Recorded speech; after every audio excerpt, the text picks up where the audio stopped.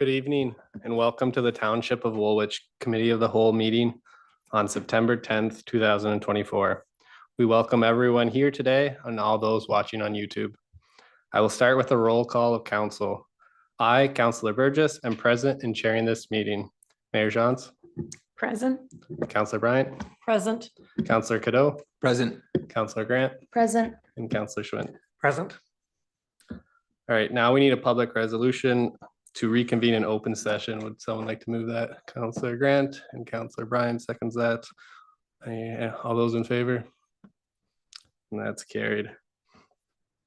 I want to acknowledge the land on which we live has been here from time immemorial, and that Indigenous people have lived here from time immemorial. I thank the Chinantan, also called the Attawandaron, the Anishinaabe, and the Haudenosaunee people who have lived here and cared for this land and who continue to share and steward this land with us. May we together learn to care for each other, our flora and fauna, and the land that sustains us. Do any councillors have any declarations of pecuniary interest tonight?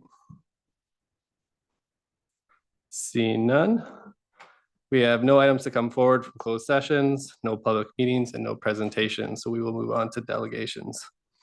Tonight, we have one registered delegation, and I will review the guidelines for participating. On this section of the agenda, delegates have 7 minutes to speak, unless council or the clerk has set a different amount of time. After you speak, please wait for questions from council. Once there are no further questions, you may return to your seat. You can leave anytime if you wish, or you are more than welcome to stay for the remainder of the meeting. First, we'll have the Director of Development Services, Director Freeze, here to present the staff report on the Trinity redevelopment.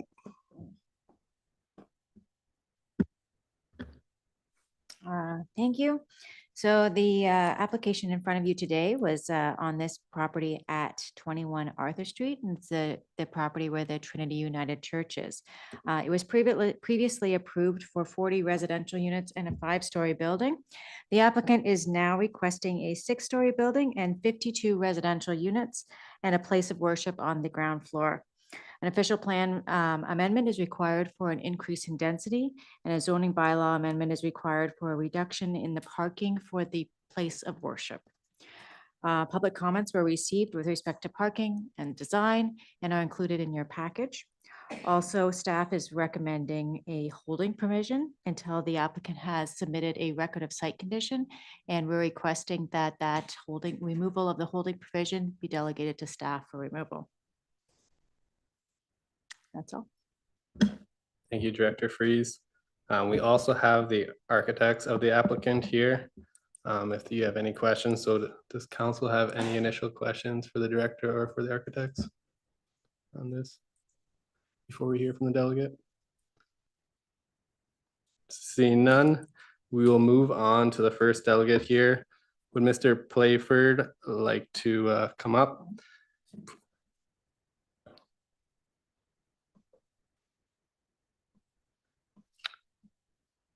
When you arrive, you can turn the mic on the switch here and you can begin when you're ready. Right.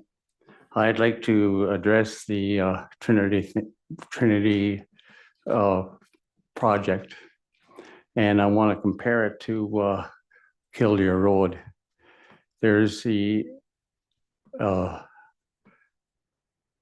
buildings on 6 buildings on Killdeer Road, and the equivalent of 51 units. And they have sufficient parking and an extra parking spots in case they're needed. And also that when you take the density there's anywhere from 2 to 3 or 4 people in each unit. And if you compare that to Trinity, which has the land space, that's a whole street, Killdeer Road, except for 2 houses. And if you compare that, we're going to put that many people and that many units, and the developers requesting more units on that small lot. And I don't believe that the infrastructure and the way it's situated now can handle it. It just can't handle that. It can't handle the cars. That's over 50 cars. And how is that going to work? And I've also find if I talk to people in the vicinity that they are concerned about the parking. They're concerned about the number of cars that we have already got on the street. And there was a suggestion that the overspill can go to Shoppers Drug Mart's parking lot. Well, that's not a very good thing to do when the man pays taxes on his parking lot and we allow a developer to overstate his parking things and then say, well, you can just go on Shopper Drug Mart parking lot. And another thing that the people are really against is the shadow of the building. If you go up to 8 floors, they've been lived there for years, and there's a shadow that's going to be cast when you go up 6 or 8 floors. And I haven't met anybody that I've talked to that is not concerned about that. They're concerned about the parking, and they're concerned about the traffic that's going on up and down Arthur Street right now. And I live on the corner, 2 William Street, and I have to go on to Arthur Street. I usually go on there 2 or 3 times a day, and I have to wait for 2 or 3 stoplights before I can get out on the road. We have a big problem with traffic on Arthur Street, and that should be addressed, and we shouldn't be adding more cars from a developer. Let's go 3 floors. And let's do the job right. And the developer knows that he hasn't got enough property, because he offered people on Cross Street $70,000 for their home. Can you imagine $70,000 when the homes are selling for $700,000 or $800,000? It's just phenomenal that somebody would come here from Toronto and do those things. This is a community. And there's another thing, my house is a heritage house, and on William Street, two houses up from me, is the farmhouse still there where they took the farmland and started Elmira. And my house was built in the late 1800s. And it has a rumble foundation. So if they start building a big apartment and start shaking the ground, I've got to be very concerned that that rumble foundation can handle it.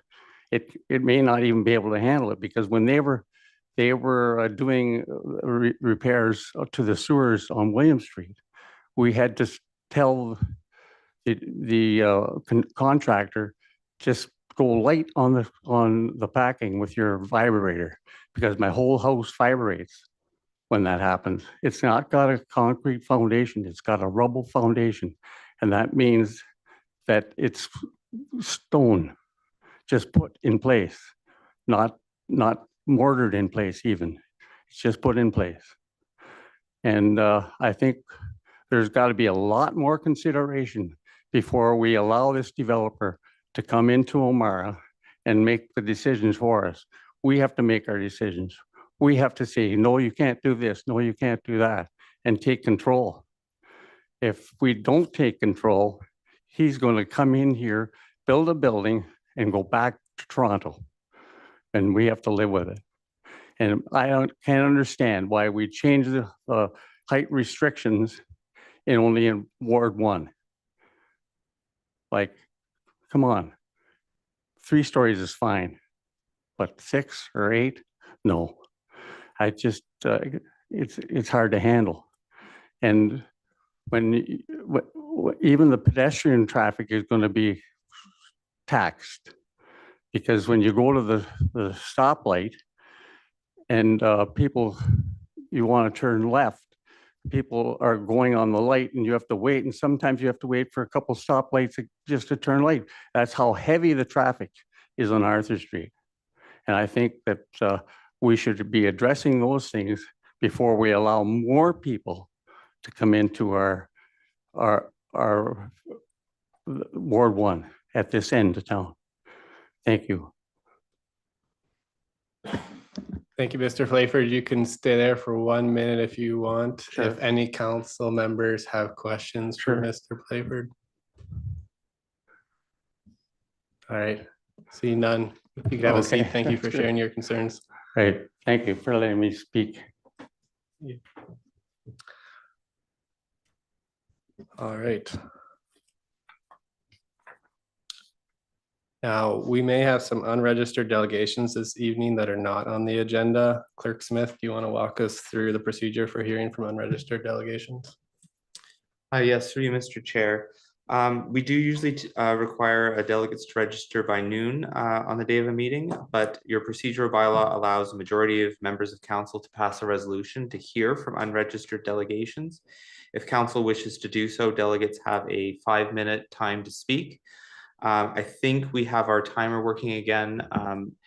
Either I will be using the timer or I will be giving a 1-minute warning with my finger, depending on how the technology works tonight. All right, so we will need a motion from council to allow unregistered delegates to speak. So moved by Councillor Schwinn, seconded by Councillor Grant. All those in favor? That's carried. All right, who would like to speak first?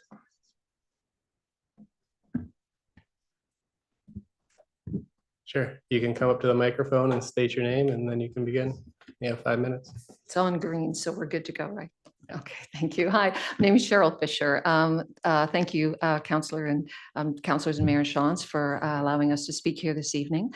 Some of the concerns that I've just heard a moment ago actually sort of reflect back to an ongoing issue that we have with the bypass going through Arthur Street, which Mayor Shantz, I know you've been working so diligently on when it talks about traffic and increase of that.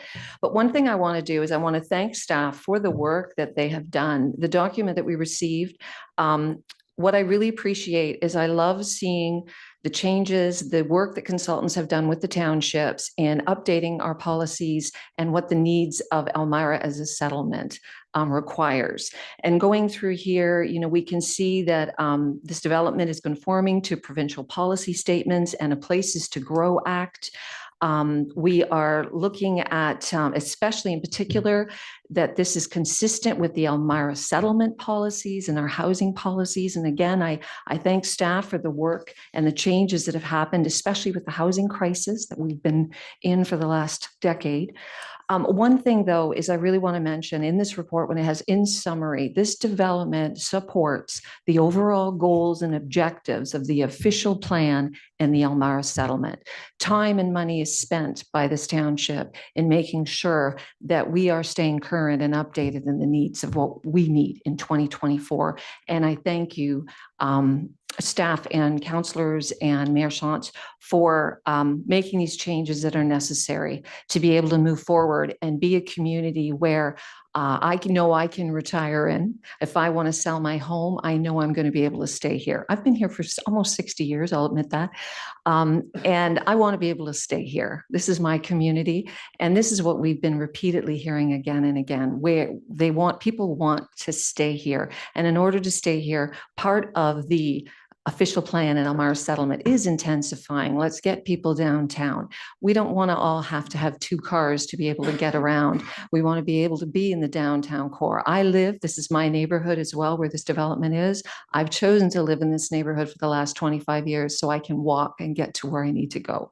So for me, I get to move maybe one day a block up the hill, maybe, if I can get my name on a list, maybe. So anyways, I just want to say thank you for the work that's done. I know that that all of that work that's been considered and the policies and the settlement plans, I know that those have all been taken into consideration and to be able to make this development what it is. And thank you for that. Thank you for your comments. Did anyone have any questions? I don't. All right, is there anyone else that would like to speak? All right, come on up and please state your name. You may begin. I was here. My name is Joe Metz, Elmira Bag and Burlap, 29 Arthur Street. My property backs onto Trinity Church property. I'm not too concerned about the building, but I am concerned about the traffic and the parking.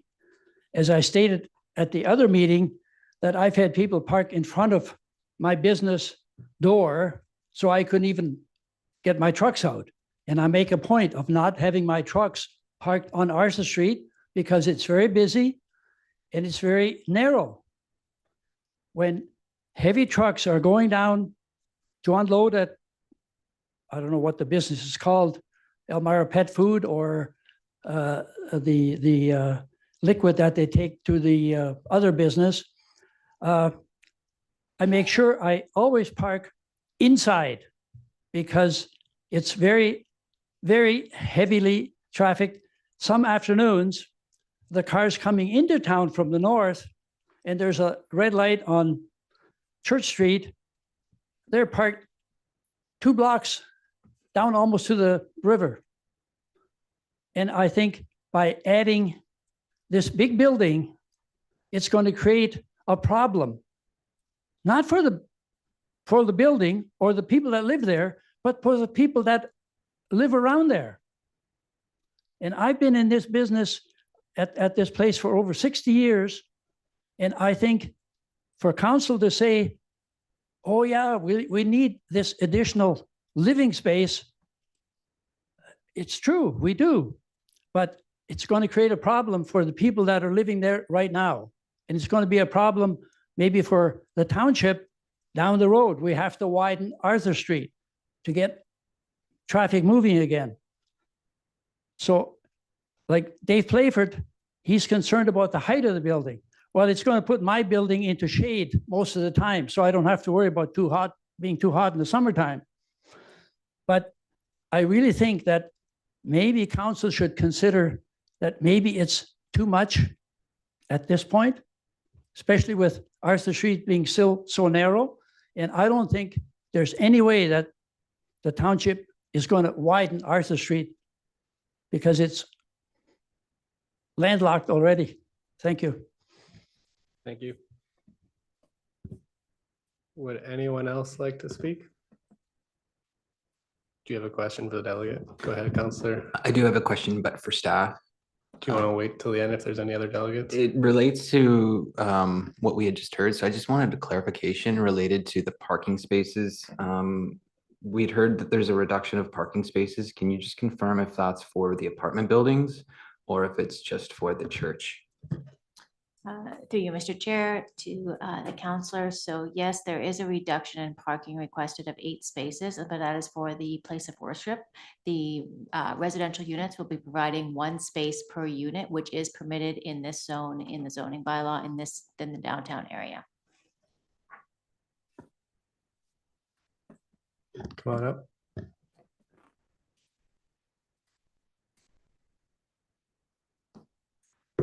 Good evening. I'm Chris Moore. I'm a member of Trinity United Church, and I was on the development committee.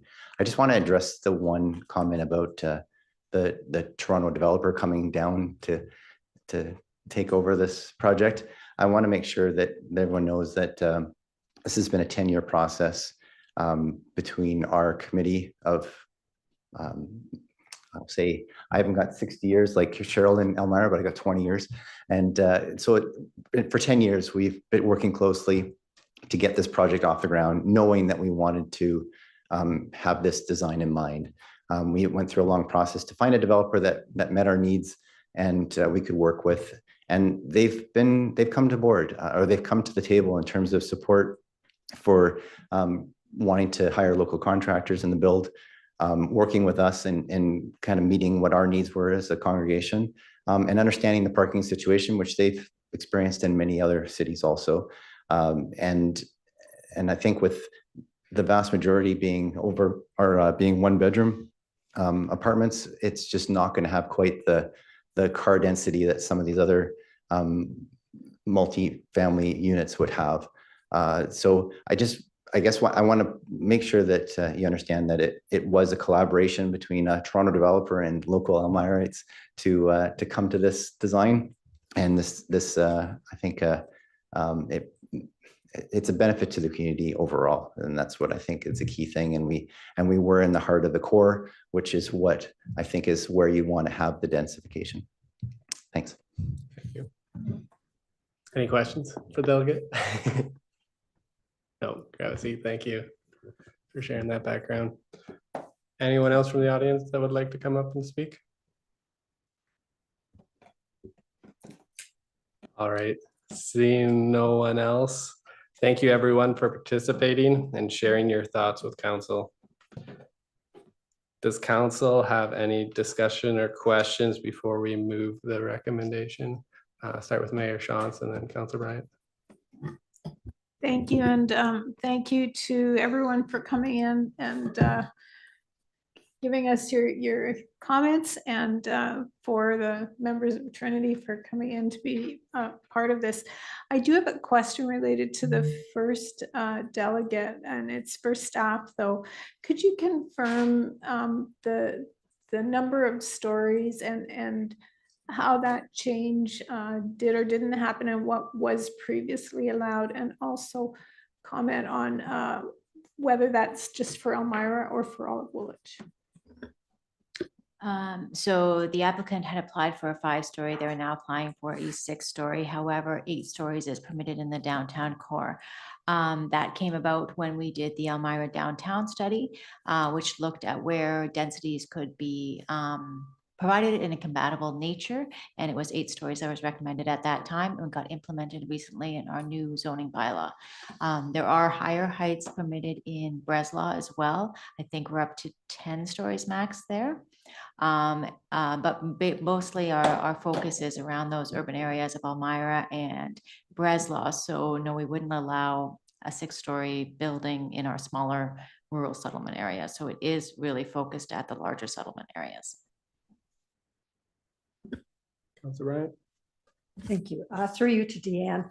I believe the township has the ability to do a cash in lieu of parking at the rate of 4,000 per space. Can you elaborate on that for me, please? Yeah, through you, Mr. Chair. So the applicant in this particular application has requested a reduction in parking to be included in their zoning bylaw amendment application.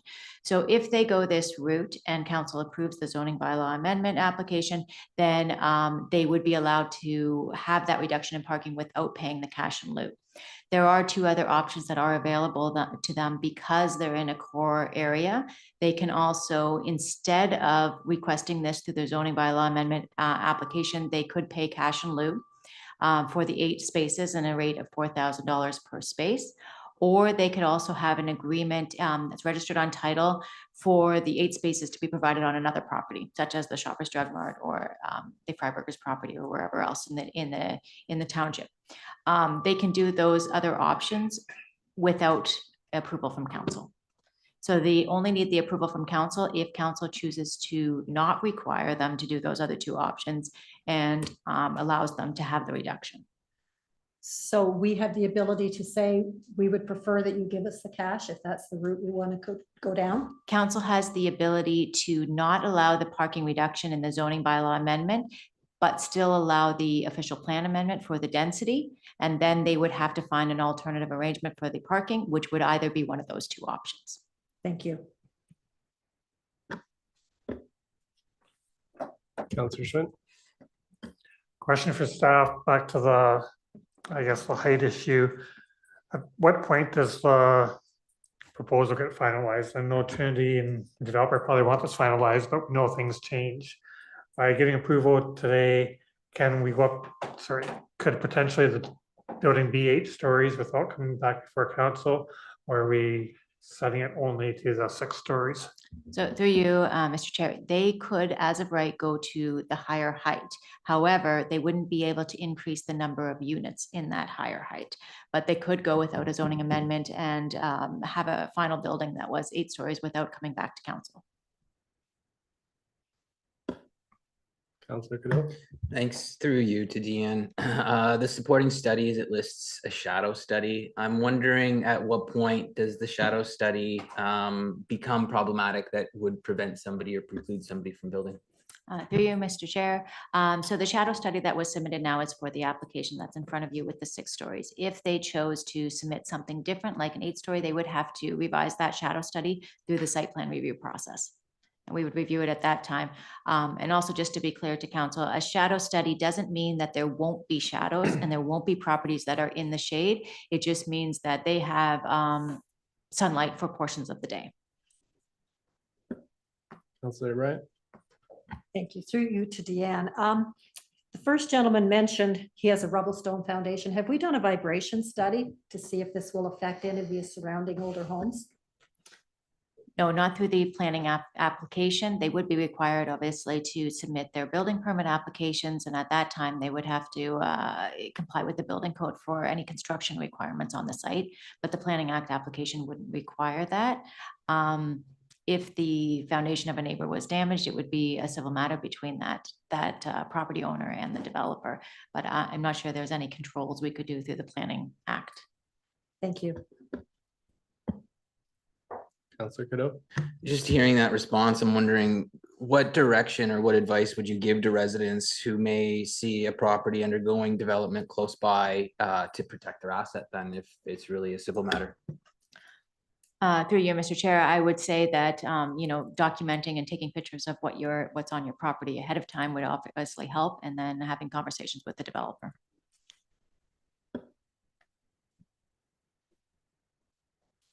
Any other questions? Mayor Shantz? Sort of a question, maybe a comment. My biggest concern with the development, because I think it's a great development, but is with the parking, and particularly with only allocating, I think it's 4 spaces for the congregation. And I know we say Sundays aren't that busy. That's when the congregations generally meet.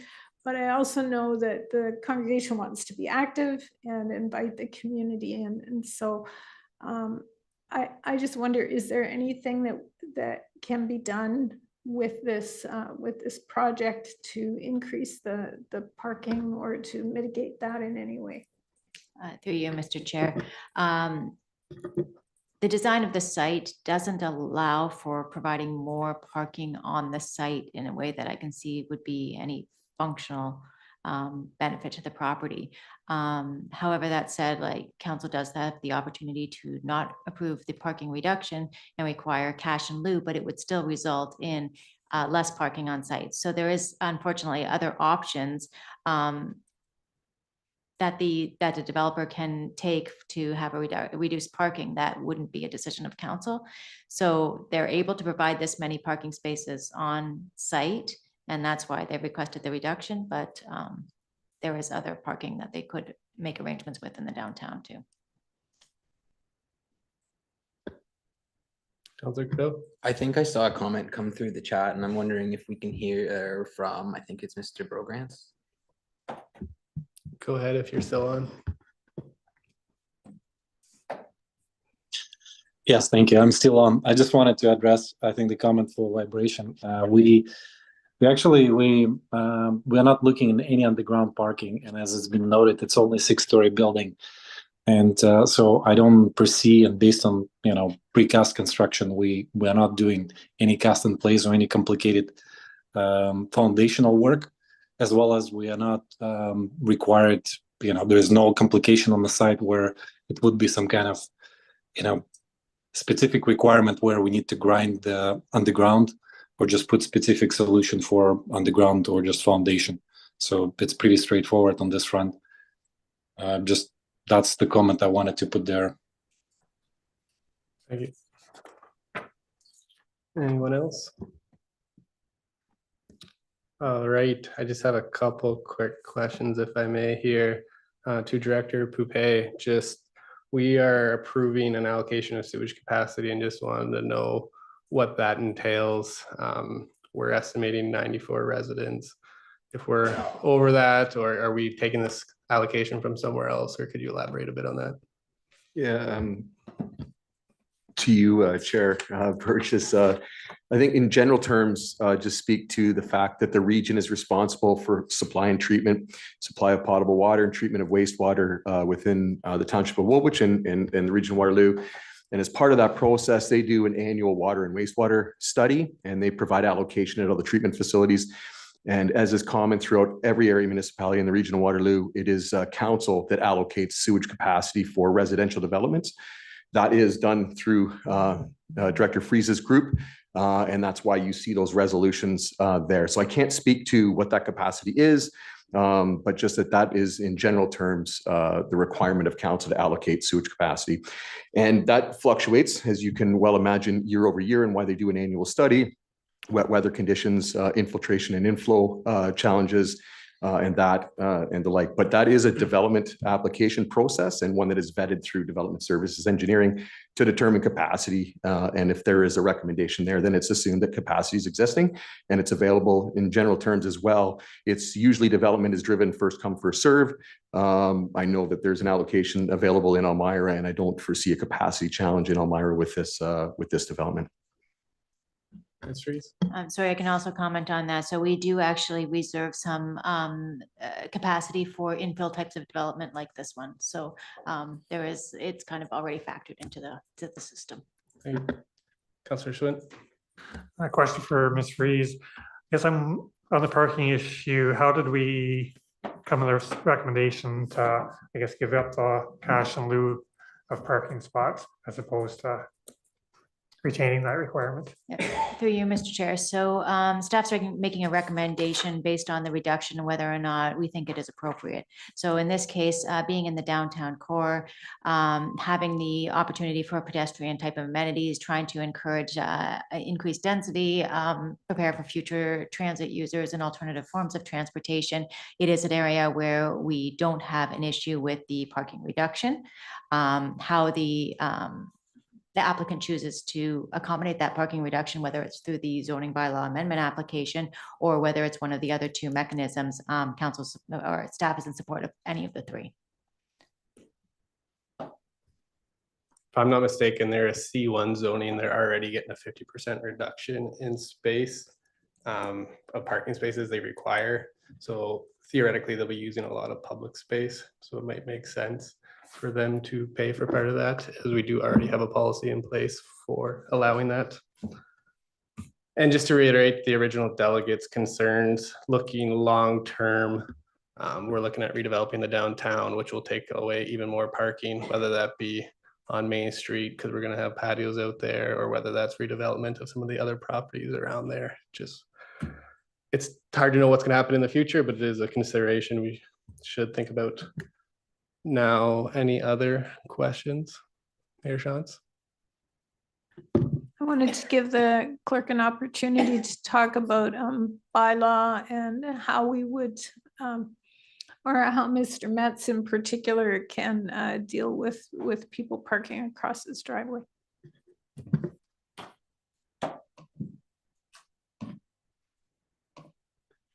Through you, Mr. Chair, we take complaints in the bylaw department for anyone blocking driveways. We are happy to deal with those as they come in.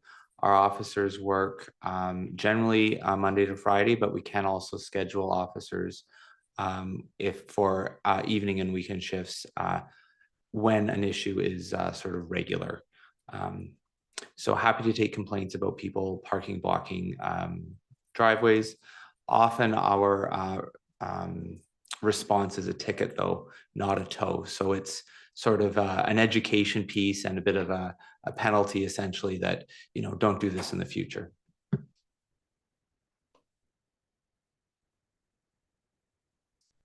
Just curious, and I don't want to go down too much of a rabbit hole, but if someone's blocking his driveway and he needs to get out, what remedy does he have? Through you, Mr. Chair, I think I'd have to get back to you on that. I know we have, we see people blocking driveways from time to time, but typically our response is a ticket.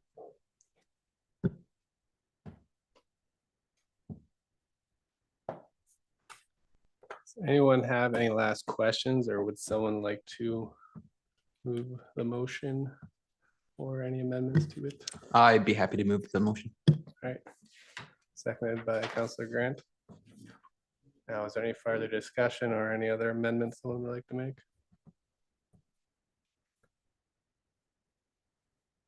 All right. So the motion before us is to recommend the OPA change to change the current site-specific provisions, the allocation of sewage capacity, and the removal of the holding to the Director of Development Services. I'll call that to question. Everyone in favor? And that's carried unanimously. All right, moving on. We have no unfinished businesses. Now we're on to consent items. We have one item for approval, and that is regarding the need to change the November 19th council meeting date to November 18th.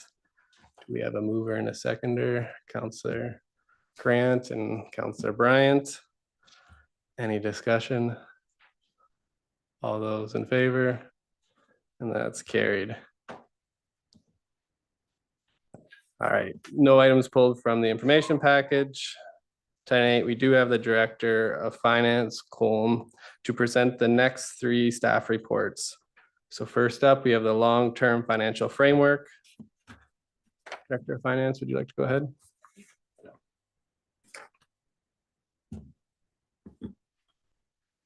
Thank you, Chair Burgess. I have a presentation. The first one is the long-term financial framework, and I do have a presentation for that.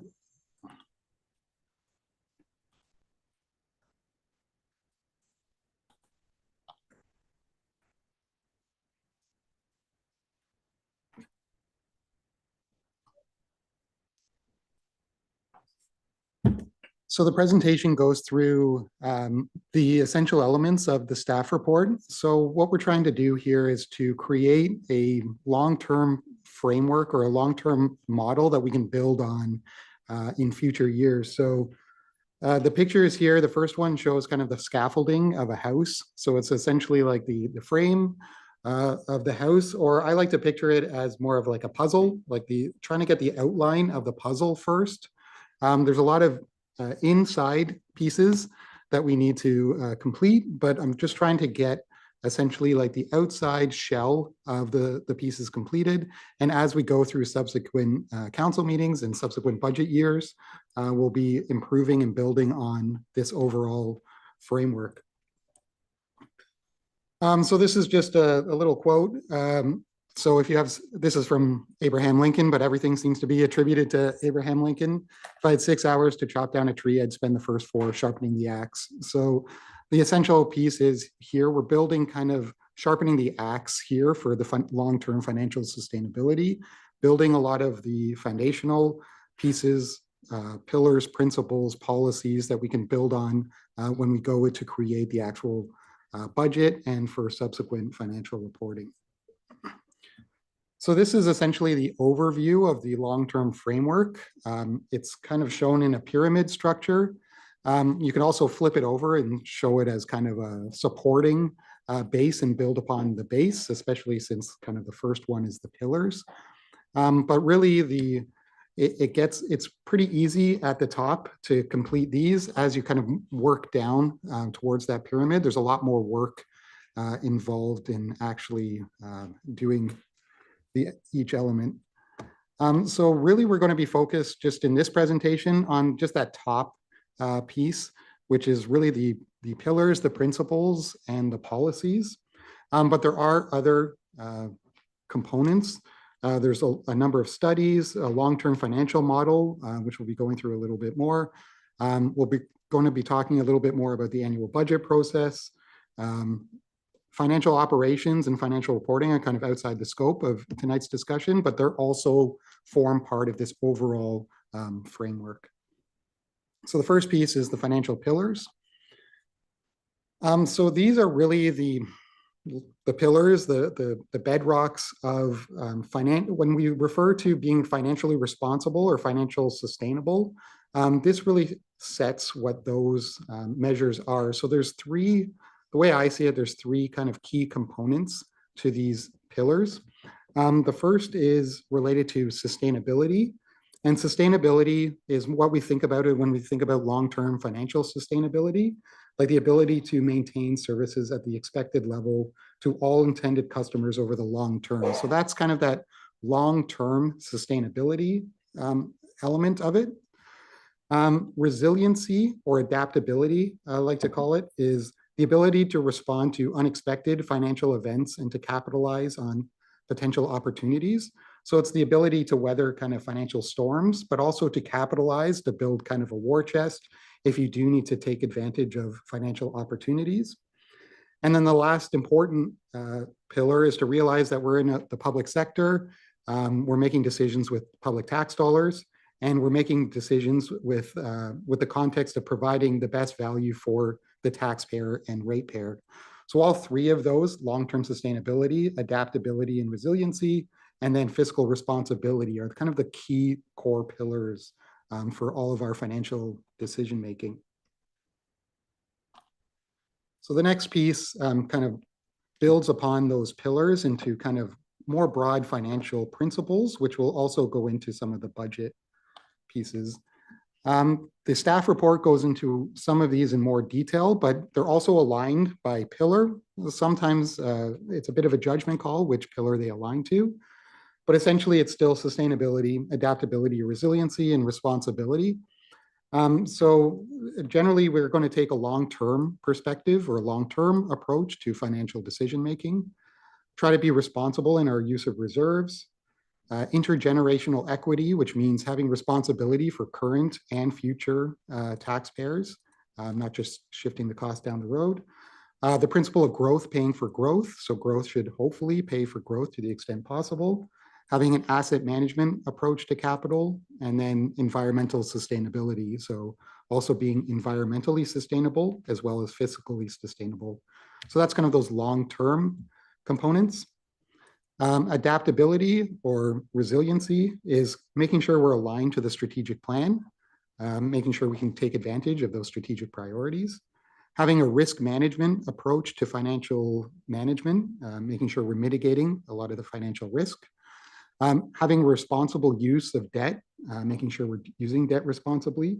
Same with one-time funding, making sure we're matching one-time funding to one-time costs, and we don't have ongoing costs matched to one-time funding, which can cause issues. Overall, transparency and accountability is very important, and then as well as having effective policies and internal controls. And then the last piece, a value for money approach for kind of responsibility, making sure we're being strategic in the use of economic incentives, and we're making sure we're handing out taxpayer dollars in the most effective way to build economic value. Making sure users pay for services they use to the extent possible, while also recognizing that we're a public sector institution, and we do have a kind of responsibility to provide services and subsidies to certain users. Try to be innovative in revenue sources, which includes being maximizing grant funding, and then making sure we're collaborating cross-departmentally in the township, making sure we're working together when we're presenting budget requests, and also working with our regional partners and collaborating with them, because it's in the end one taxpayer, and making sure we're collaborating with them. So the kind of, again, getting more practical as we kind of go down, financial policies. So again, we can kind of align these in those same kind of pillar buckets. They're not, again, perfect alignment, but this is kind of the best approach. And so this is kind of a list of current and potential financial policies. The ones with the asterisks, we don't actually have, but we'll hopefully be developing those. And I'm not going to read every policy here, but I did highlight 3 policies in particular that I'm hoping to share with council before budget, because I do think they're going to impact kind of some of the budget decision-making. The first is an investment policy. We haven't updated our investment policy in roughly 20 years or so. So it's really just making sure we're aligned with current best practices and making sure we're making investment decisions in responsibly and in the best interests of the municipality. The other piece is that as a debt management policy, we don't actually have a debt policy. So what are the circumstances that we issue debt? When should we be issuing debt? What would be the terms and the conditions that we would issue debt? And what would be some kind of upset limits and maximums that would cause us concern, kind of a green, yellow, red kind of with some of our debt capacity, but I'm going to be taking that to council in advance of budget, so you can have an informed approach to debt in advance of budget. And then the last one I think is important to council as well is a reserve and reserve fund policy. Don't necessarily have a policy right now. We do have a reserve bylaw, but the policy will lay out the general use of reserves and reserve funds, as well as a list of all of our reserves, the funding source and the use of the reserve and the current balance as well. I probably won't have time to set target balances for those reserves, but each of those reserves really should have a target balance based on some kind of a criteria, and to set out probably next year the criteria for those target balances for each of the reserves, so we can kind of build up to those reserves. And just the last piece here I want to just touch on is the long-term financial model. So David mentioned previous council were looking at a long-term sustainability model. That is the ultimate goal of a lot of this kind of work, but there's a lot of foundational pieces that need to be done before we get to that model. So I'm trying to lay it out here in more kind of concrete terms. So on the operating side, the first piece is kind of an operating expense model, which is kind of having a salary analysis. And this can go from 1 to 5 years, especially on the operating side. 5 years is probably a good time horizon. 5-year staffing forecast, which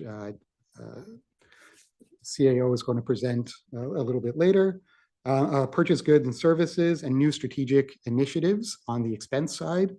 And then on the operating side, having a user fee analysis, making sure we're sustainable on the user fee side, looking at our tax policy and potential assessment growth to make sure that we are sustainable on the growth side and shifting our tax policy as needed. And then the water wastewater rate analysis, that would also go into kind of an operating revenue model. And then the last piece is a treasury model, which we don't necessarily have right now, which is looking at all of our cash flow needs, our investment needs, any economic factors. If we're issuing debt, making sure the debt is sustainable and we can repay some of those, and looking at that treasury analysis as well. And then it's very similar on the capital side, infrastructure renewal and asset management plan, growth related needs. So doing a growth forecast, seeing what those development charge amounts are, any new strategic initiatives on the growth side, grant projections, making sure we can have different scenarios related to grants, if certain grants stop or if they're increasing. And then also on the treasury side, the debt capacity investment analysis and some cash flow analysis as well. So ultimately, all of these kind of things would feed into kind of a long-term sustainability model. That's the ultimate goal, is to have a robust spreadsheet that will be able to run different scenarios. So we could say if assessment growth is 2% or 3%, what would that look like? If our grant funding increased 5%, what would that look like? How is our tax assessment looking? Our utility rates, any economic factors. So if we have high inflation, if we're issuing debt, knowing what the interest rates on that debt would be, and just having different models that you could play around with to know these different factors, and to present to council a long-term plan where you can see kind of critical needs in either the operating side or the capital side, and we can kind of plan in advance of identifying some of those risk factors. But unfortunately, a lot of that is going to take time. We're still working on a lot of this, and we can present some of this before budget, but there is going to be a lot of work involved before we get there.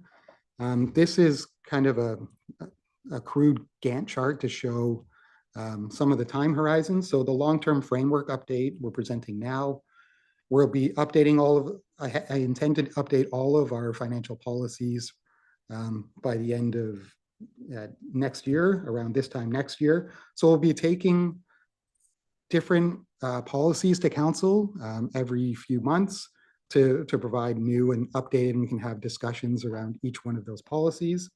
The water wastewater study is near completion.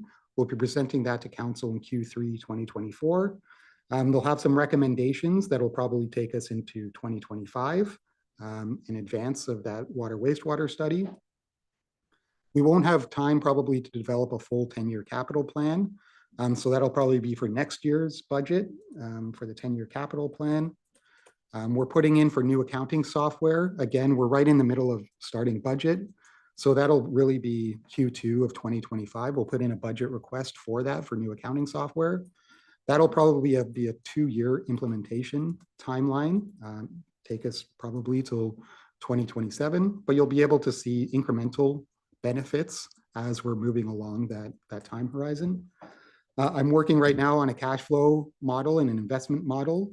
I'd love to bring investments in-house. Right now, we externally source investments and we pay a commission for an advisor to basically invest our money. We could get a better rate of return if we brought that in-house. Budget improvements will be ongoing with some of those. The asset management and capital funding plan, Director Coupe is working on that, and hopefully we'll have something in Q1 2025, which will inform our asset management plan. The GL chart of accounts. So as part of the financial software implementation, we need to revisit our entire chart of accounts, which will take some time. But we don't want to install new software with our old chart of accounts, which probably hasn't been updated in 25 or 30 years. So we'll probably want to review and refresh our chart of accounts. We'll have ongoing utility analysis or a rate review. That's a high priority for me at the moment, but it'll take a while to build in processes and analysis for some of the utilities. And as well as our overall financial processes, we're going to be updating a lot of our financial work.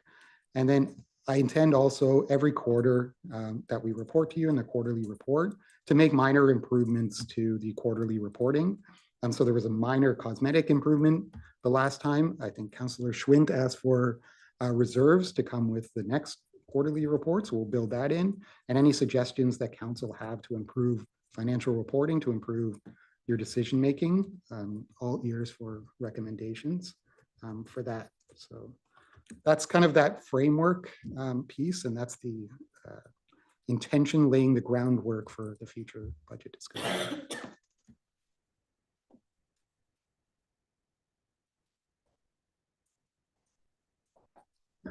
All right, does council have any questions for the director?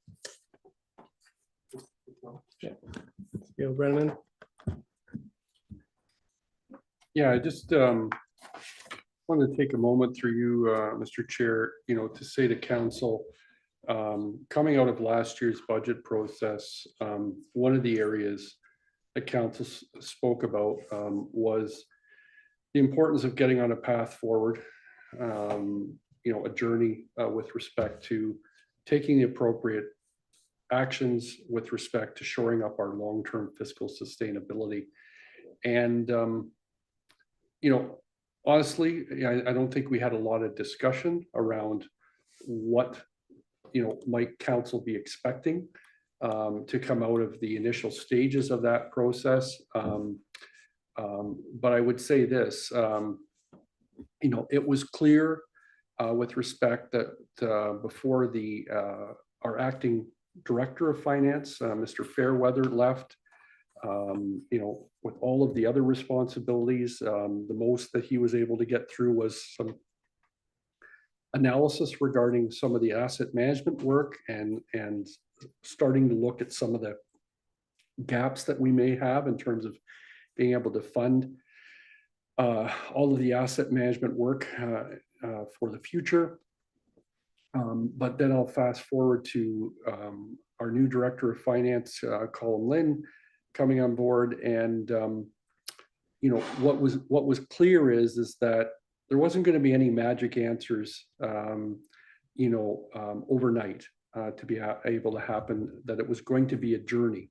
This isn't something that we should rush. At the same time, there will be steps along the journey that help us to make certain financial decisions to improve our fiscal sustainability. Certainly one could submit that, one, with the development charges, the new development charges bylaw, that was a decision earlier this year that's important to make sure that was updated. to make sure that we're on a path with respect to growth-related funding.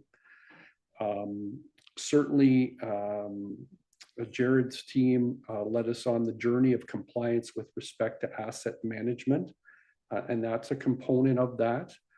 But also, the reality is that what we're finding is there's only so much improvements that we can make in terms of, even that you've heard tonight from Colin, simple financial reporting and providing council with information because of the outdated nature of our software.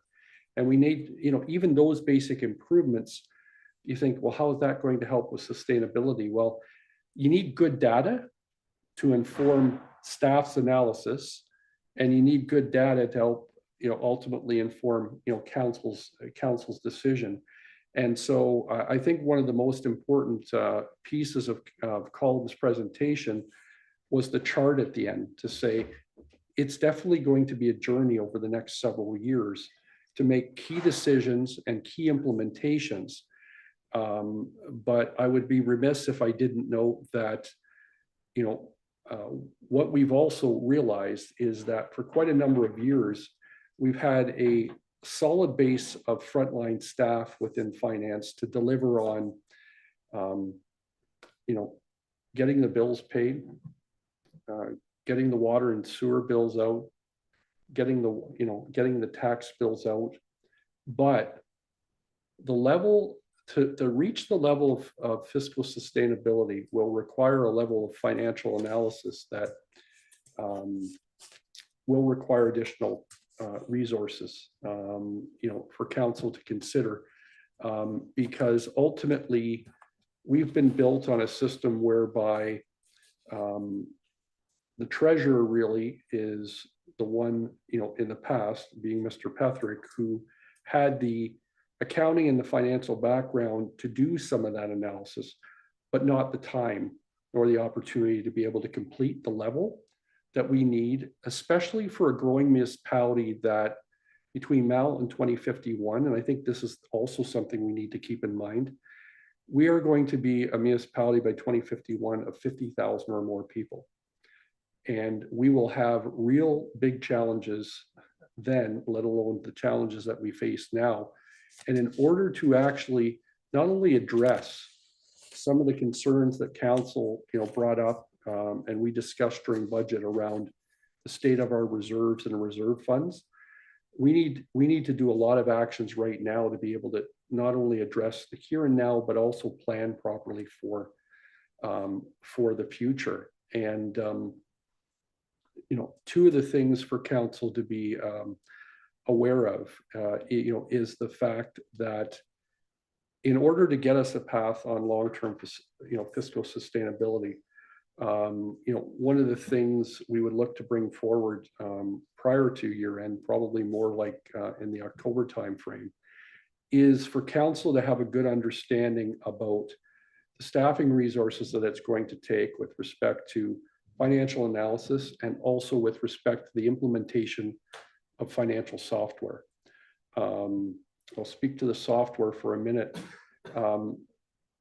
Most companies that municipalities deal with respect to the implementation of financial software talk about the need to onboard on a temporary basis or on a contract basis anywhere from 3 to 4 additional staff. We'll be speaking to the fact that we'll be recommending 2 additional contracted staff as part of that onboarding, but also, and that also will help with some backfilling that will need to be required. But in addition to that, we'll also be speaking to the fact that in order to start us fully on the path, we've got to shore up our existing complement with some senior financial analysis. And the justification will be brought forward with respect to that. Because simply put, right now, what we have to remember is, while the previous director of finance has been moved into the manager of accounting deputy treasurer role, and we've brought on Mr. Lynn with respect to the director of finance position, we have not added any bench strength in terms of additional staff support to be able to take us to the level that we need to to be able to hit some of the financial analysis work and long-term sustainability work that I think this council has come to expect. So I provide that additional context and background because I think, one of the things we've been talking about in senior management is, while we didn't exactly ever get clarification from council as to what you fully expected we might be able to hit prior to the next budget year, we've spent the better part of this year, as I said, first with the previous acting director and now with our new director, coming up with the framework, the pillars, the principles, some of the key areas of focus that need to be addressed. But it won't happen without time, energy, and additional resources. So those are things that in the fullness of time, as I said, within the next month, that I'm sure this council will debate more. But I think it's my job, on behalf of senior management, to emphasize that we know where we need to go. We know where this council wants to see us to go in terms of shoring up our long-term fiscal sustainability. But to be able to get there, it's going to take time, effort, and resources. Thank you. Any other questions for the director? Seeing none, we have a motion here. Does someone want to move and second that? Councillor Swint? Yeah, thanks. I was interested to hear Mr. Benjamin's comments. I guess at this point, I can't move this recommendation. I like everything that's in the report. I believe it is the right direction and there's a lot of merit to it. But I also want to get through this budget process, and we have a budget parameters report, which I think is going to be contentious, shall we say, and have conversations about that. And while I like a lot of this, I understand the need for better framework, better data to have decisions. I'm worried about over developing our infrastructure, not being able to pay for it all. So I'd be a lot more comfortable moving this motion in March, once we've seen how the process starts out during budget. And we say, yeah, this is all working really well, and let's carry on with it, as opposed to accepting some fairly significant principles, high level stuff that I do support, but I want to see them in practice, because a lot of stuff below that right now, I'm really struggling with. So I'm worried about endorsing something that creates an expectation that the details won't bear fruit. Mayor Shantz? I'm happy to move the recommendation. I think it's a high level report that sets some groundwork, and if it would make Councillor Schwint a little more comfortable, perhaps we could add to give us an interim report in March as to where things stand and how they've worked, having come through the budget process.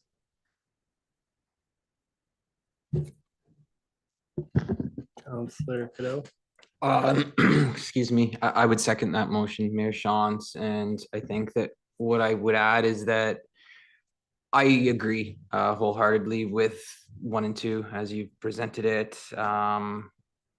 As far as 3, I think to Councillor Swint's point, staff are going to continue to develop this out. It's not that this is the final product, and that's my understanding. So I would expect to see this go through a couple of iterations before we see a final version of it. Is that a safe assumption? Through the chair to Councillor Cadeau, absolutely, yes. This is just that framework, that the outline. We're going to be building each one of those pieces, and you'll be seeing regular reports on our progress with different policies and principles throughout the process. I'll just add more of a comment. It's really nice to see a high level summary of various policies, not just ones that we have currently that you'll be updating, but ones that you're exploring in developing. I think that's a good direction forward. So we have a motion on the floor, and if I can just clarify with you, Clerk Smith and Mayor Shantz, that it's as presented here with the amendment of coming back with an interim report in March. All right, if there's no further, oh, Councilor Cadeau. Yep.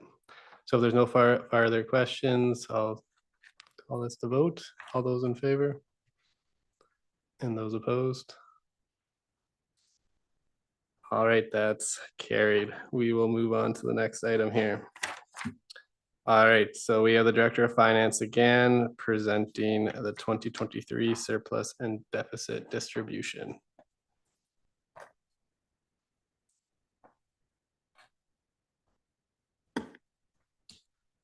Thank you, and through you, Mr. Chair, to council. So the rest of the night's going to be focused really on 2025 budget parameters. So we're straddling 3 budget years.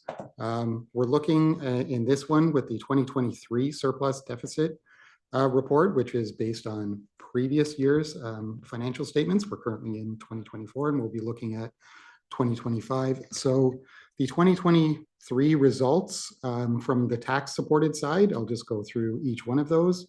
There was a small tax supported operating surplus. The biggest driver of the surplus was investment revenues, which were much higher than expected because of high interest rates at the moment. So we received almost 473,000 more in investment revenue than we originally anticipated. We also had additional supplemental tax revenue. There was offsetting costs related to volunteer firefighters. Also, infrastructure services had a bit of a, sorry, it was over budget a little bit. And then salaries in the recreation facility services were also reducing that overall surplus. So the overall tax supported surplus was 216,544. On the tax supported capital side, there was a minor levy supported capital portion of 223,000. And then on the water side, there was a small operating surplus of 85,000. We budget essentially to break even on both water and wastewater. So we would expect a minor surplus and deficit on both the water and wastewater side. On the wastewater side, there was a $486,000 deficit and ending in 2023. So this continues to be an area of concern. As we discussed at the previous council meeting, we're closely monitoring the wastewater deficit. So this is also impacting our current reserve balances. And so towards the end of the report, we show kind of where we would recommend putting some of those surpluses in. The capital contingency reserve would take a small portion related to the capital piece, as well as the infrastructure reserve fund. Some of that OMB legal costs we didn't actually spend in 2023, so we would essentially put that back into a reserve, potentially to fund any OMB legal matters that we may have. And then a small amount into the operating contingency reserve for any remainder on the tax supported side. The water and wastewater rate side, there isn't currently sufficient wastewater reserve balances. So the wastewater reserve is in a deficit position. Wastewater is separate. It needs to be self-contained. So we can't necessarily offset any of that surplus on the tax supported side with rate supported funding. And on the water supported side, there's a slight surplus balance, 85,000, which will increase the total balance to 100,000. So we're looking for council support of those recommendations for the 2023 operating surplus and deficit. Thank you for that presentation, Councillor Cadeau. Thanks, Chair. Through you to Colm. I note near the bottom of the report, there's the wastewater reserve fund has a couple of asterisks. You read that, it says we're now in a deficit position, as you explained. Plan will need to be developed to reach sustainability. You had also mentioned that a report is forthcoming for council around water and wastewater. Is the intention that that report will in part address some of this? Through the chair to Councillor Cadeau, Yes, the water wastewater study is supposed to be coming in the end of October, sometime mid to end of October. And we purposely included both this deficit balance and the current projected water and wastewater deficit balances in order to make sure that these balances are addressed in the future rate increases. So any recommendations coming from that water wastewater study will incorporate any of these deficits in them.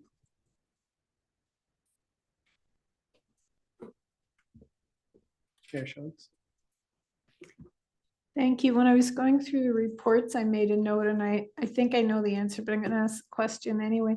There's two reserves, capital contingency reserve and infrastructure reserve fund.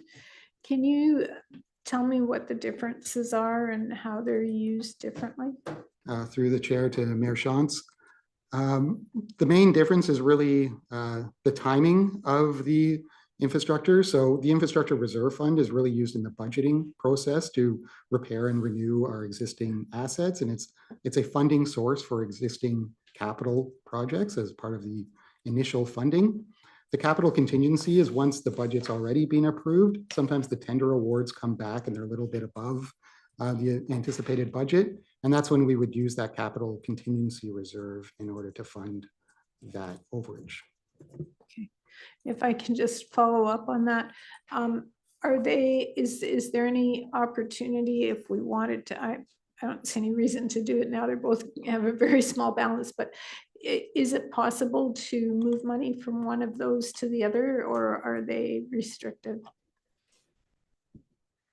Through the chair, I also noticed that this one specifically says IT, so we're earmarking that specifically because I don't believe the spending was on an IT specific capital project. I should have made that distinction, but that's the essential reason for the difference between those.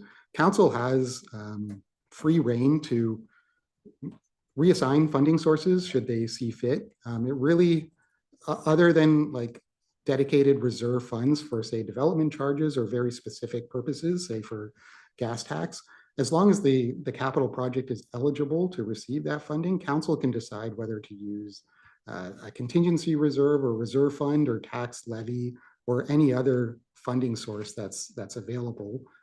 It really is just kind of moving funding around. It'll free up money on the other side, but council has that ability. I don't really think there's much of a benefit to doing that though. Councillor Schmidt. A couple points, questions, I guess. The OMB legal reserve, how much did we spend in OMB legal fees this year? I guess I'm thinking that's the only reserve fund I think the township has, I think is in good shape financially, or maybe over necessity, and it would be more prudent to move that into an operating contingency. So I need to know the order of magnitude of the budget yearly. Through the chair, I don't have that information available. I can try to look it up, but I don't think we spent very much this year, but OMB and legal matters, they can really start to add up. So it can be quite expensive. It does seem perhaps a little bit high, and it's up to council to maybe you may want to reallocate some of that to say the operating contingency to spend in other areas. Director Reese. Sorry, I can respond on that a little bit too. So we did have some OLT hearings. However, we were able to settle for the hearing. So they didn't end up costing as much as we had anticipated.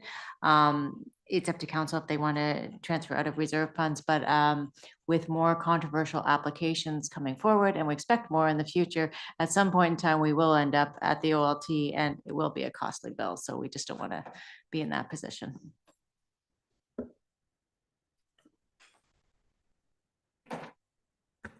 Yeah, I just wanted to provide some additional context. So in setting up the OMB reserve, we set it up at a time where we're going through some pretty expensive gravel pit hearings. And I can tell you that a long gravel pit hearing can cost $350,000 to $400,000. So just provide that context in terms of order of magnitude, in terms of what we wanted to keep in the funding chest, so to speak. But you know, as staff has indicated, Colin in particular, yeah. you can reallocate. I just wanted you to understand the context in which it was originally set up. Councillor Schmidt. So I appreciate understanding that order of magnitude and the rationale behind it. I would be a lot more comfortable shifting most of 2023's surplus to another reserve fund out of prudence. I think that's better use of resources, but that's moving money between pockets, I understand. My bigger concern is with the water and wastewater reserve. We deliberated in January in the budget and increased fees over the staff recommendation because we had issues with it. This year's come in worse than expected. And I know the report's coming later this fall on a plan going forward, but I'm understanding it's gonna be a several-year plan to get us back to a balanced reserve fund. My concern is waiting until March to institute any proposed increases when we know increases are needed today. Would it be more prudent for fourth quarter of 24 having a 5% increase in those fees to start us on the track of cost recovery? We know that's not enough, but I'm really concerned about the magnitude of the hole we're digging this year and the speed we're doing it. Councillor Cadeau. Recognizing where you're coming from, the data that we're basing the decisions on are deficit numbers, and I don't know if that gives us enough information alone on what we should be increasing it by. If we're just pulling a number out of the air, we're probably going to just have to revisit that in a couple of months anyways, recognizing full well that we could do a 5% increase now and still need to increase subsequently. I'm just wondering the utility of doing several small increases rather than ripping the Band-Aid off, so to speak, and having a larger raise kind of in turn with budget parameters, et cetera. So I recognize where you're coming from. I'm hesitant to go that direction though. Mayor Shantz. Yeah, I also appreciate where you're coming from in terms of it's imminent, but I also think it's going to be a very long-term fix. And so waiting for another 6 weeks or 4 weeks or whenever the report is due that gives us the complete picture, we can decide at that time when we want to implement the rates. But I think I'd prefer to see the full picture before we go there. Councillor Grant. Thank you. Through you to this council, I would concur that I would much rather operate from a data perspective of knowing exactly what we're looking at. Obviously, the deficits are worrying, but I'm not sure, much like Mayor Sean said, that 4 weeks or 6 weeks is going to make a whole lot of difference. I'd rather operate from a perspective of knowing all the facts so that we can give residents a better kind of fulsome view of what we're grappling with. All right, so we have a motion in front of us on your report to approve the transfer of 2023 surplus and deficit distribution as outlined. Do we have a mover and a seconder for that? Councillor Bryant. I'll move it just to get it on, but sorry, I'll second just to table it. I thought that there was discussion though about potential amendment. Councillor Schwint, I believe, and remind me because it's escaping my mind now. I propose shifting 100,000 of the surplus of the OMB legal reserve to operating contingency reserve. So is there just someone want to move that motion, have a discussion on it? I'd move it. You moved it, sorry, seconded by anyone? Like Councillor Cadeau, any discussion on that? Councillor Grant? Thank you. Through you to the Director of Finance. I'm wondering if you could give us an idea of what that balance effect would be. I'm assuming it would just be bringing us down to 200,000 left in that reserve for the OMB legal reserve. Through the chair, that's correct. It would just essentially be 100,000 less on the OMB legal reserve and 100,000 more on the operating contingency balance.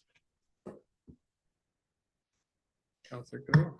and we are faced with an OMB case next year, we find ourselves in deficit. We're just shuffling money from another reserve back to that one, right?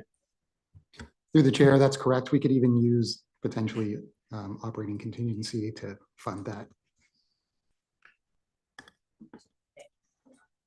Yes. Give you more options.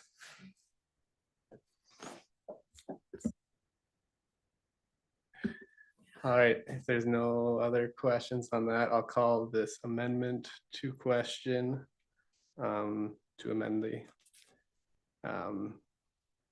yeah. Clerk Smith, we got to vote on the amendment first, so I'll call that to question. Everyone in favor? And those opposed? All right, and that amendment is carried. So now to vote on the original motion with the amendment. I'll call that to question too. All those in favor? And that's carried unanimously. All right, next up, we got the 2024 budget parameters, budget parameters for 2025. And that is Director Colm again. Thank you, Chair Burgess. Once again, Council, this is the 2025 operating budget parameters, and this provides staff with direction of what to set a target base level to present the 2025 budget for. This does not approve the budget, just to be clear. This just really sets a guideline or parameters for staff to work on developing the budget. We're facing a number of pressures. Inflation is still high in certain areas, especially on the capital side. So we're recommending an increase to the infrastructure levy from 1.5% to 3% increase in the infrastructure levy. We're also experiencing a number of staffing issues and overall operating constraints. So we're recommending a 7.5% increase in the base budget. And then to continue Council's environmental and sustainability goals, we're recommending a 1.5% climate action greening levy. I believe the total is 11. I think it's 11.5% or 11%. Sorry. So 7.5% on the base, 2.5% on the infrastructure levy, and 1% for the climate action levy. The total impact, when you take into account the regional piece, we don't know the regional tax rate, but it's essentially $286 to $392, from $280 to $400, based on an average residential assessment. The average residential assessment isn't the current property value, it's the MPAC assessment.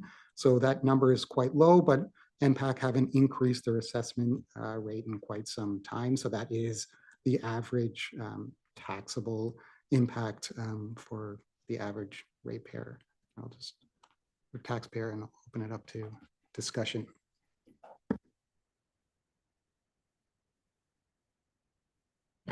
Thank you. Through you to Colm. I'm just looking at your numbers for the region. I looked at the region's website today and they're saying 12 to 13% increase, not including the police services budget. So I really question, what are we going to look at for an increase from the region? It's probably going to be higher than the 10% based on what I was seeing today.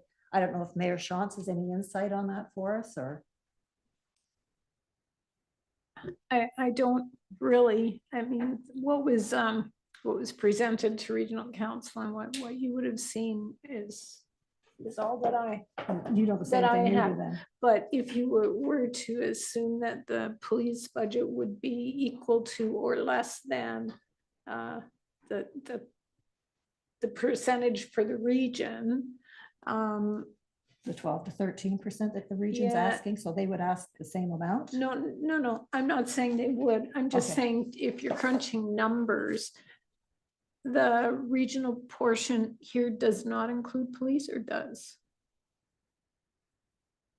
Well, I think she's going to do some reports. It's what's on the region's website. I know, but she's also looking at the scenario here, and so it would be higher than this based on what the region's posting. Not necessarily, not if you use the full regional assessment piece. But that It would could be be lower. 12 to 13% is what they had posted on their website.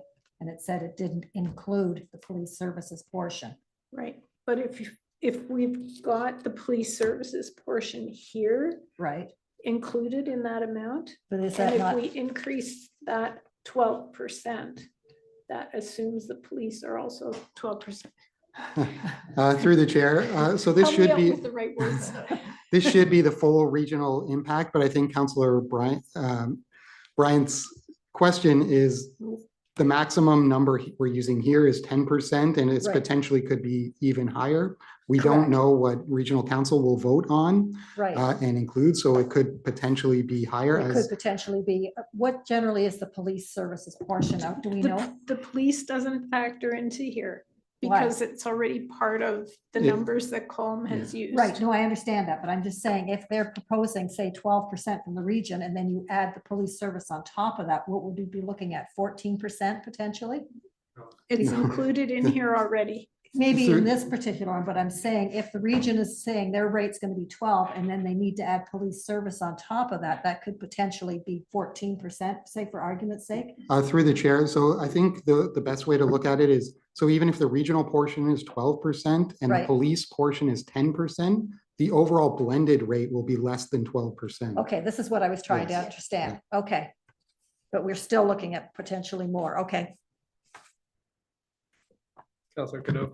I'm just gonna make a comment more for the viewers at home and kind of breaking down scenario 1, scenario 2. If you look at Woolwich base increase, infrastructure levy, climate action levy together about 11%. Works out to under $150 increase per household. If you compare that to the regional increase of 10%, if that is the projection, that's an increase per household of 264 and change. So almost double the increase at the same percentage increase. So just interesting data I like to point out. Councillor Schmidt. I really struggled to use school board and regional tax increases as a comparison to what we're doing. They're providing totally different services and are kind of irrelevant. They just get collected by us. We're responsible for the money we collect and the money we spend on behalf of township residents. So that's the number I want to concentrate on when we're doing our budget deliberations. And I guess the reason I was opposing passing not the parameters report, but the prior report today was my concerns with the budget parameters. At 11.5%, I'm gulping really, really hard because it appears to me that 11.5% is kind of a status quo budget from staff's perspective. We're not adding services, we're not building new ranks, we're not doing anything, we're just carrying on. And I don't think our residents are on board with that. I'm a little bit concerned if we got a financial process in place that we just talked about earlier that's coming up with 11.5% increase. I don't think council gave the direct or the indication last January that we were on board with 11.5% increases. We were really gulping at 6.5%. So a process came up with a number that I'm not comfortable with, and I'm not sure council is. That's my basis for being concerned earlier. So I'm wondering, from staff's perspective, am I correct in that 7.5% base is keeping the lights on, so to speak, or is that increasing services? Be first question. Through the chair. So a couple of things just to clarify. There was no new process in developing this percentage increase. We were following all the same processes. So this is independent of that long-term framework. There was nothing in that framework that really informed this, other than as we go into budget development, we'll hopefully have updated policies and principles to help inform that. So it's not that this was a different process that we've used in the past.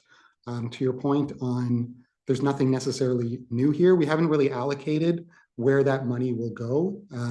A large chunk will be related to base service, existing services. Some of it will enhance more residents, but there may be, and this is subject to council discretion, the ability to move things around and to put in as part of that increase for specific initiatives that you should decide. We haven't decided exactly what that number is going to fund at this time. Do you want to chime in, Mr. Brenneman?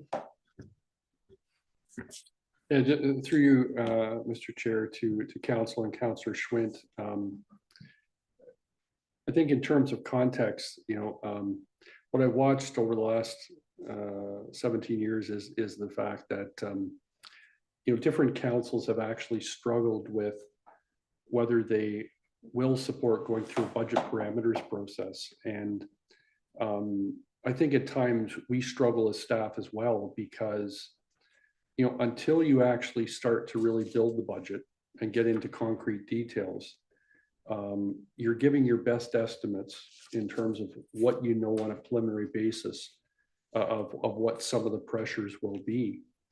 To that end, I think Mr. Smith, on behalf of corporate services, could speak to the fact that at senior management, he indicated when we were having some preliminary discussions and building the budget parameters report, that if you look at just the already committed or non-discretionary, his particular budget is already at 7.5%. That's not without any new enhancements, any new significant changes. It's with the pressures that he has on his existing budget with respect to the OMPF reduction, which is part of his budget, that sort of thing. The other thing is that we talked about, and again, I think this is where we really need to have a good discussion, is back in 2012, when we first introduced the infrastructure levy at 1.5%, we knew at that time, just for roads and just based on the results back in 2011-12 of what the roads needs study said at that time and the bridge needs study, it said actually we should be actually having a yearly levy of 3 to 4%. But what is the real balance that we're always struggling with, in dealing with budget? That wasn't a number that anyone was prepared to swallow at the end of the day, politically or otherwise, at the time. But what that does say to us is that even when we decided, and it was still a good move, we wouldn't have done the infrastructure levy, we would be even further behind. But when you have a roads needs study and a bridge needs study that says you should be collecting an additional 3 to 4%, but you only collect 1.5. And over the years, that 1.5 has been adjusted depending on what the council of the day wanted to hit. One year it was 0.5, another year it was 1. We could provide the stats on that. So not even that commitment was maintained. So, Councillor Schwint, to your point, yeah, there have been decisions over the years that have meant that we're making political decisions or staff decisions as part of the budget process that still keep us behind the 8 ball, if you will. And that's, another contextual piece to provide. So, we really struggle even, in building the budget parameters report, because until you start building the real essence of the budget, it's tough to say to council exactly what we need to keep the lights on, to enhance what the existing levels are. And I think sometimes it's why some councils, some previous Woolwich councils have said to staff, you know what, go away, do what you're paid to do, bring back your best professional recommendation, and then we'll struggle with it in January. However, I also realize that we've had lots of councils, and this is one of them, that says, no, we don't want to do things that way. We want to provide you with some direction, and then you go away and hit that. I mean, the interesting thing about that, from my experience, will be this. If you don't set a budget parameters report, yes, we do go away and do our best job, and we bring back the best budget that we can. And then you're actually looking at and saying, okay, what can we cut? What can we remove, etc.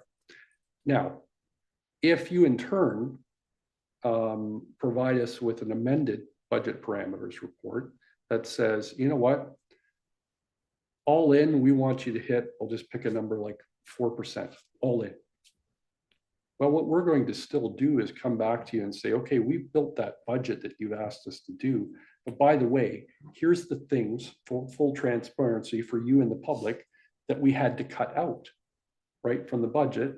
And then you decide, well, do we want to build those things back in, right?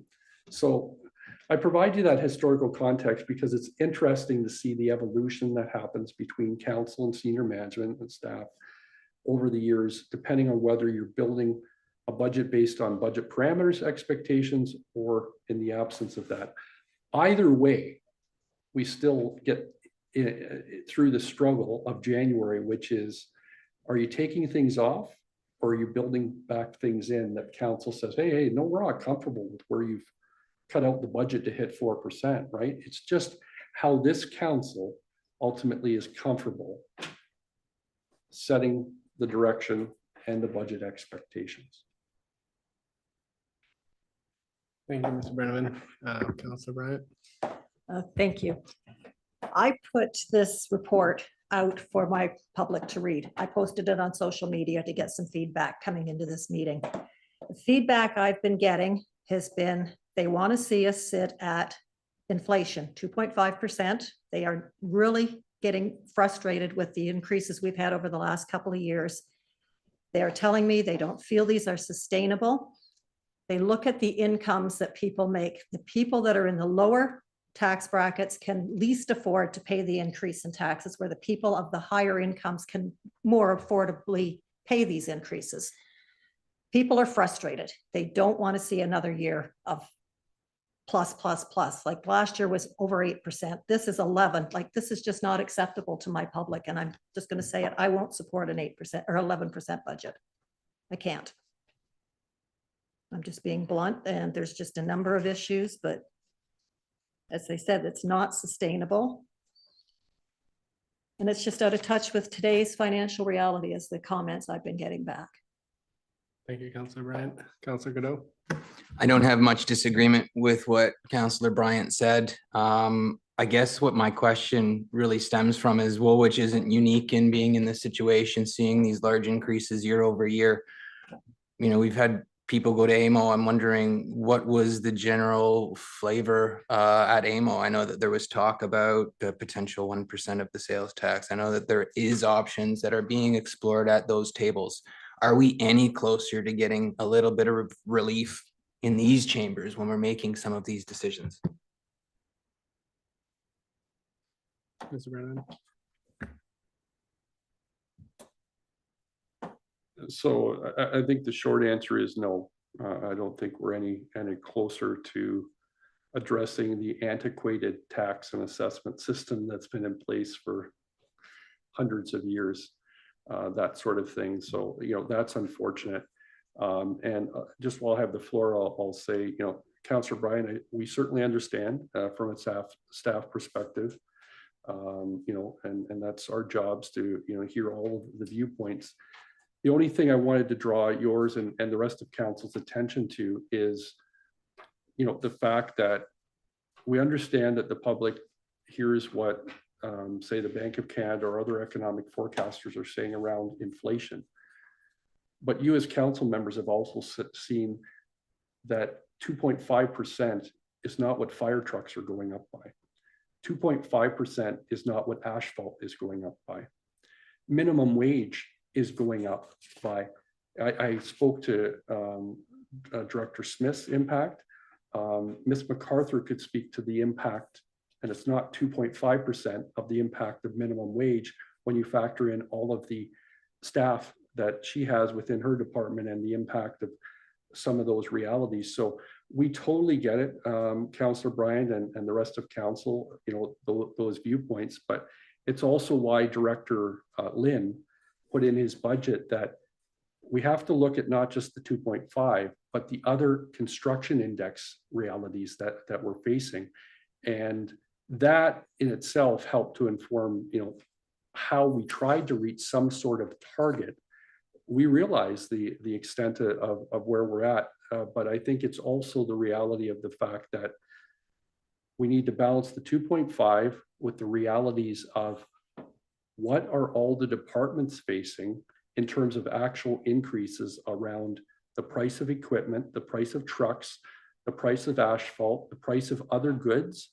We know what has happened in a lot of the post-COVID world is inflation has not, while the Bank of Canada has done a lot of work to get the overall inflation rate, there are other things that are going up by more than just the 2.5%, and that's the struggle. So to Councillor Schwint's earlier point, let's just say that we set a budget once and for all at 2.5%. I think I would need to go around to the room and say to each department head, what service are we going to cut? Are we going to cut the swimming pool hours? Are we going to cut this program?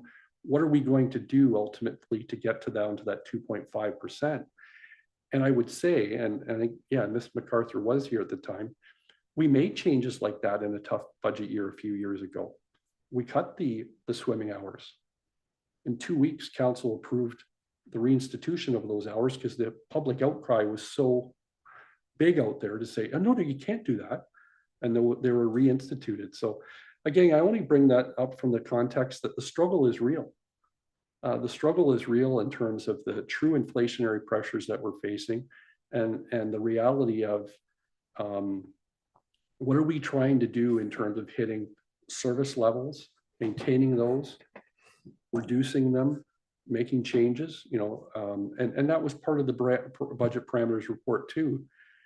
If council, as a whole is concerned about the level of the increase and making adjustments, is there any advice on a preliminary basis as part of the budget parameters presentation that they want to see staff go back and look at and say, well, what if we cut this service level back? Or what if we eliminated this program, that sort of thing? Because that's ultimately an area that we would have to start to get into to be able to start to hit lower budget expectations. Nations. Thank you.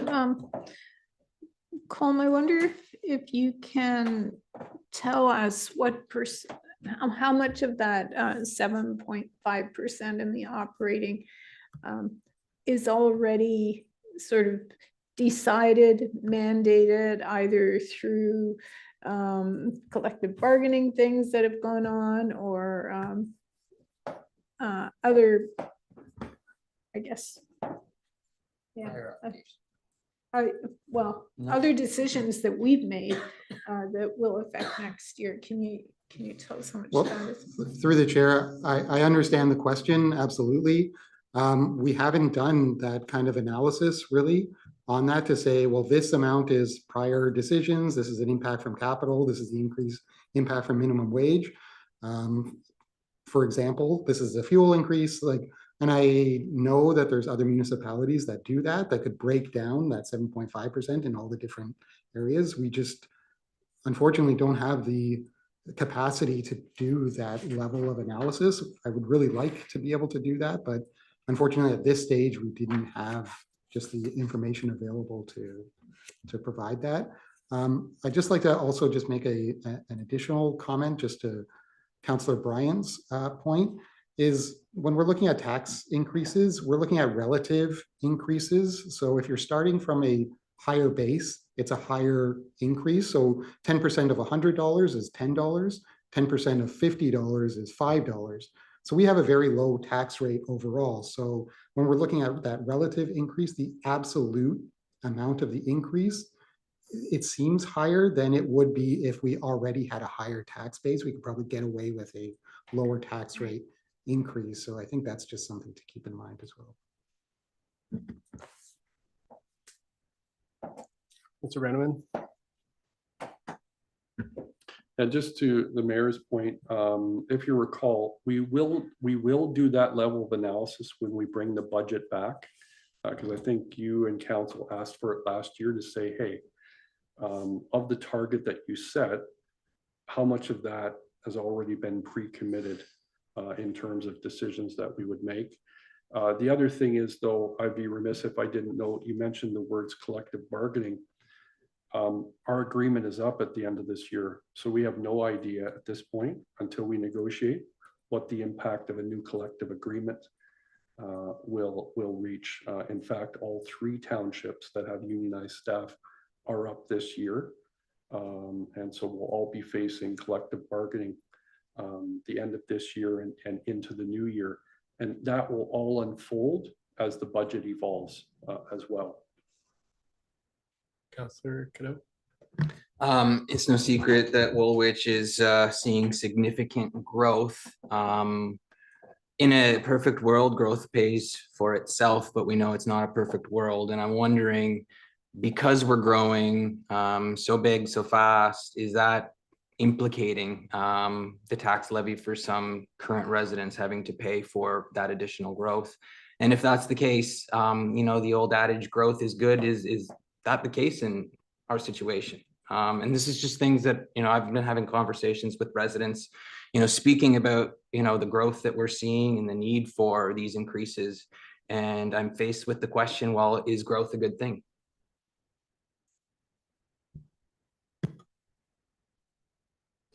So I guess I can ask that of Colm, like specifically, if we're looking at growth and whether it's actually funding itself, if it doesn't, is that falling on current ratepayers? If it is, in what form, whether it capital, I assume? Through the chair to Councillor Cadeau. So you're correct. Growth doesn't necessarily pay for growth. There's different types of development. Greenfield, low density development tends to be the most expensive. Higher density development, infill development tends to be cheaper because you're concentrating more residents, more taxpayers in existing services. You don't need to build roads and have additional replacement costs for those assets. So, but generally it doesn't fund growth. Development charges fund a large proportion of the capital infrastructure related to growth, but it doesn't fund all of it. So there's a tax levy component to fund the capital piece. Then there's the assessment growth, which is essentially what I was referring to there. Depending on the type of growth, it probably wouldn't, the assessment growth wouldn't fund fully the amount of additional services required to serve that.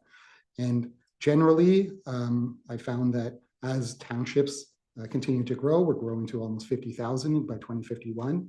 The cost per capita tends to increase because residents demand more services. So the cost to service additional residents tends to be more expensive as a municipality grows.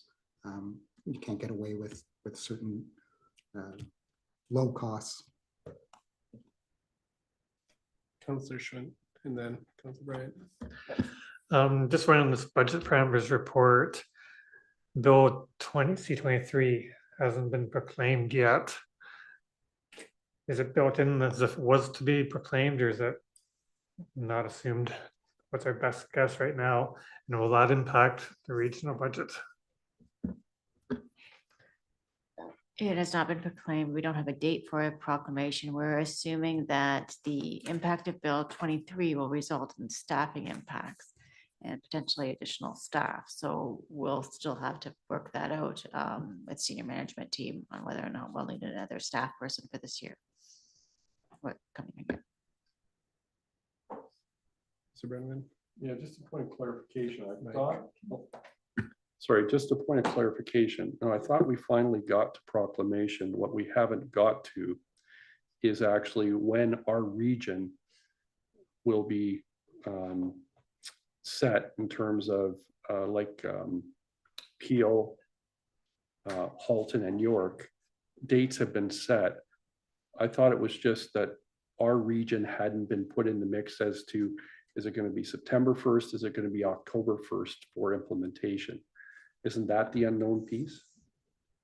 I'd have to clarify. My understanding was that it was proclamation that we were waiting for, and those other ones came ahead of proclamation. That was my understanding, but I don't know exactly how the bills work. I think we need to get clarity on that, because I thought we finally passed that hurdle, but let's get clarity. No, yeah. But the key thing out of all of this is we still don't know. And I think Mayor Shantz and I have talked about the fact that, hopefully we'll get some stability and some decisions soon, because it creates instability. And especially now when there's, all these rumors flying around a potential spring election, because, we know the struggle is real bringing on these other regions, because the province has to up staff, appropriate planning staff to be able to handle their responsibilities now based on what's taken away with the region. So I think that has somewhat delayed our implementation with respect to things. Sorry, and if I could, I just wanted to also mention, Colin, would it not be fair as well, though, to add to Councillor Cadeau's question, which is that municipalities also work really hard on trying to balance growth with new industrial commercial assessment, because based on the way the current tax ratios and tax rates is, they pay a higher percentage of their share, which if you have a more balanced assessment growth between industrial, commercial, or employment land residential mix, that will ultimately help with our overall finances. Is that fair? Yes, that's fair.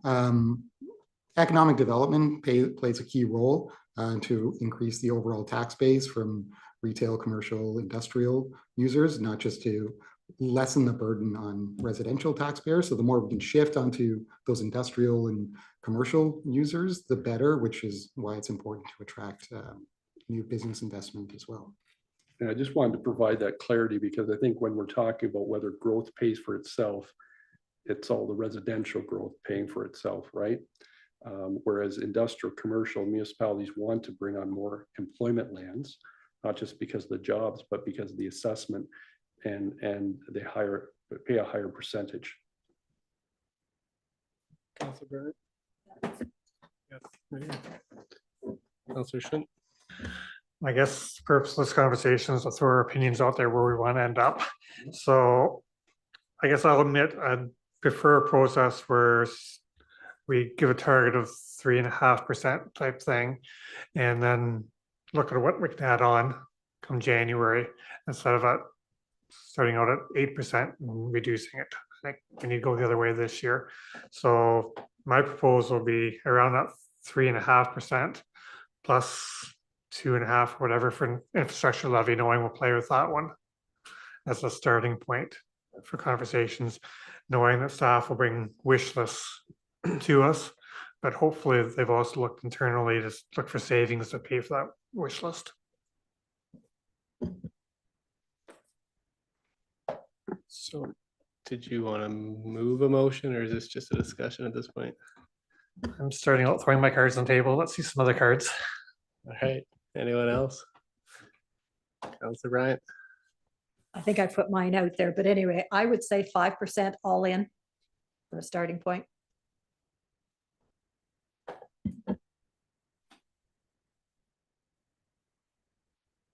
I'm coming in a little higher than that.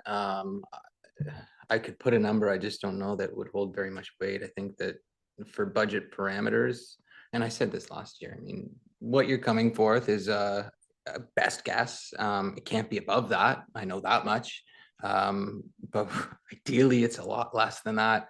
How we get there is it's a struggle, and that struggle is real. And that's kind of why I made the comment about other funding sources, because each year this is getting increasingly more difficult. It's not getting easier. And these deficits, or these increases, I should call them, are getting larger. They're not getting smaller. At what point does this system break and residents just can't keep up? And we're not that far away from it now. Councillor Bryant? I think we need to start looking at more private partnerships, wherever we can build in a relationship that will cost us less money, and potentially we maybe have the ability to make some money off of some of these ventures. I think it's something we need to investigate. We cannot continue the way we're going. It's not sustainable long-term. Councillor Grant? Thank you. Through your risk council, I, like the rest of you, struggle with the 11%, but I also looked at the deficit report and know that we're just digging a hole we're concerned about is getting larger by the day. So when it comes to a number for myself, I'm sitting higher as well. whether that is, I know we talked about our reserve funds last year and the idea that if we're not contributing to those reserve funds, it's only a matter of time before we drain them completely as well. So despite the fact that it is a hard pill to swallow with the increased kind of downloading from the province to municipalities, from the region to municipalities, and then in turn from municipalities to the taxpayer, it's getting to the point where we're going to have to make some hard decisions. And I think in that case that I'm sitting more at a 6 or 7 all in as well. Looking at a base rate kind of a 4 and then the 2.5 plus the 1. I just want to chime in that I'm pleased to hear council not wanting to deviate too much from the 2.5% infrastructure levy, especially. That's something that's deeply concerning to me. It was deeply concerning last year when we were able to increase it a little bit. I think the 2.5 should be the minimum there. And if we're looking for savings, it needs to come from that 7.5, which again is going to be a real struggle. So I think that we need to be mindful of that struggle and be ready for some difficult conversations. Mayor Shawns. Like the rest of you, I'm struggling with it. And what I'm struggling with at the moment is what Mr. Lynn spoke about earlier, and that is we're talking about a percentage, not an absolute amount. And so when we look at our tax rate in comparison to our neighbors, we're the lowest tax rate, and good on us. There's a lot of reasons for that, but it also hurts us in the long run. And I think part of the problem, part of the reason that we are struggling in some areas, particularly infrastructure, is because we've tried really hard to maintain those low tax rates, and we can continue to do that, but it'll come home to roost at some time. So I guess if you're looking for a number to work towards, I'd be more in the 6 to 7% with my colleagues there. For that reason, I think we're behind the 8 ball, and we're just going to get further and further behind.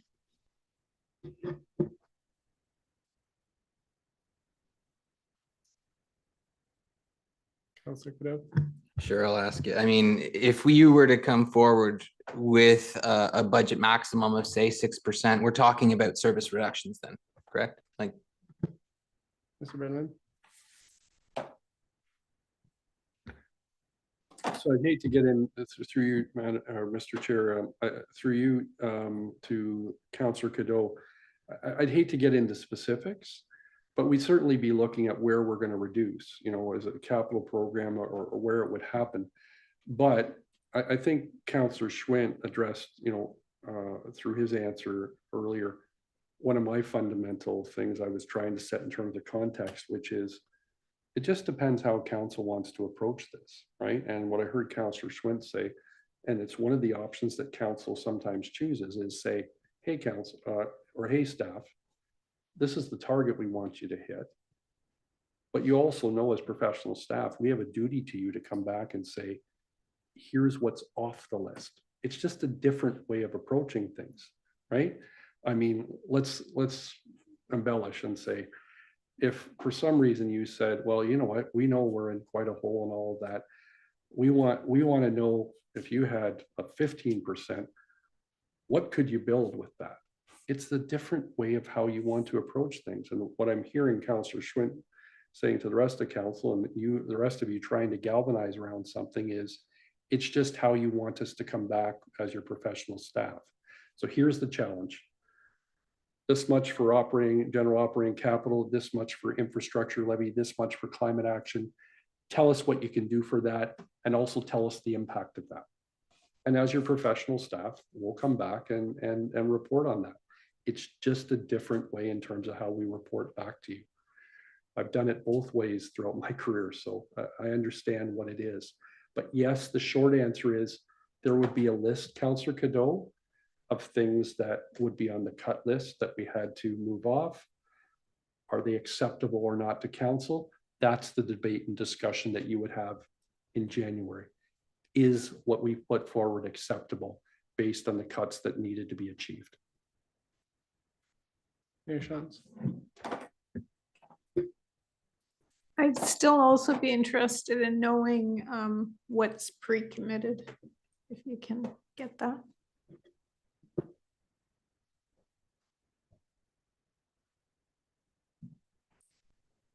Anyone else have questions or comments, or does somebody want to move some sort of motion, whether it's as presented? Yeah, I'm not going to make a motion, but I'm going to ask Mr. Lynn, when could you maybe get that? I wonder if that could be brought back before we sort of commit to telling staff where we want them to go. Or will it take you some time to put that together? Through the chair, it just depends on exactly what you're looking for. Are you looking for decisions that were previously made that we have a legal obligation to? Because council has a lot of discretion related to the budget, so there's very little. There could be some projects, or there could be some ongoing expenditures, but I'm just trying to get a better sense of what you mean by pre-committed. Is it like inflation? Is it those kind of things? Not inflation, but legal obligations that we're already committed to, salary increases, motions that and I'm not sure that we really have any on the books this year, but some years we make motions through the year that affect the next year's budget, or we start Budget something approval. partway through the year and then the annualized amount is more the next year. So what that piece would look like. And as I said, I don't think there's a lot sitting there, but sometimes there is. So Clerk Smith, have a comment? Yeah, I thought I would just maybe build on what David said, sorry, Mr. Brenneman said earlier, and to answer Mayor Shantz's question. So I did just some rough numbers in terms of what was pre-committed in the corporate services department. I'm sure it's different for everyone. I was at about 7.5%. That includes all the stuff we put in your budget parameters report, OMPF reduction, staffing, et cetera, et cetera. They're estimates at this point. As we work through the budget, we'll refine that. What that doesn't include, for example, Mr. Girth is planning on coming before budget and making a pitch that we should be increasing our IT security. So that's not in there. It's discretionary. So council can of course say no to that. Council asked us to put in, or just for another example, council asked us to add 2 new grant recipients for budget this year. So I didn't include that in the mandatory. I would say that's still discretionary. You've asked for 2 new recipients, but we can play around with those amounts. So just as a real simple example, I'm looking at sort of that mandatory at about that 7.5%. And then, there's, I guess to Colm's point before, there are things that you may want to look at increasing, but again, those are sort of at council's discretion. Councillor Schwinn? And would debenture payments be another one that's kind of pre-committed, that 3.6 million? I assume we'll probably issue that this calendar year and begin payments sometime next calendar year. Through the chair, I don't think we'll do a fall debenture issue, but I would expect payments to start next year. So I would say that's kind of pre-committed because they're projects that were identified as debenture funding. To Councillor or to Clerk Smith's point, we could develop a probably pretty quick and dirty kind of, these are the salary projections, because we do have salary projections right now, some existing costs that we're aware of. It won't be an exact figure, but we could probably get an idea of where we're at for you, Mayor Shantz, to get an idea. We could probably do it by the end of the week, I would expect, or a couple of days. It would take some time to go through it. I think if we could get that before the council meeting, then because we'll be actually revisiting this in a sense at council anyway, so that'd be good. Yeah. Brenneman? Yeah, the only thing I would advise council on is that we will already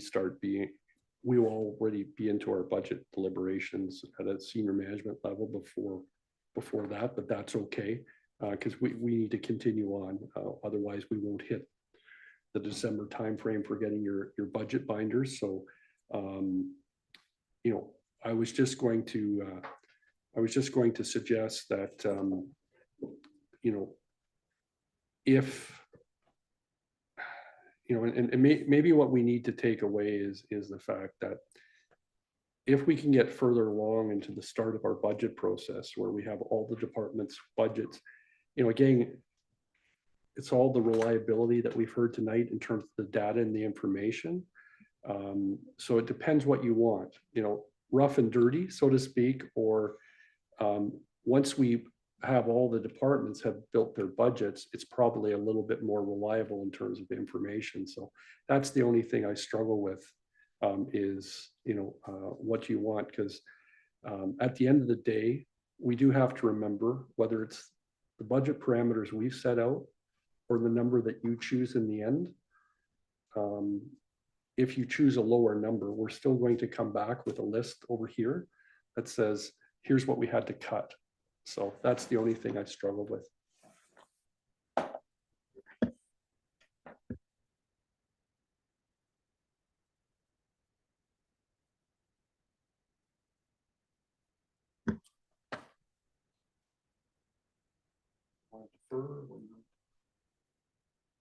Would council like what direction do you want to provide?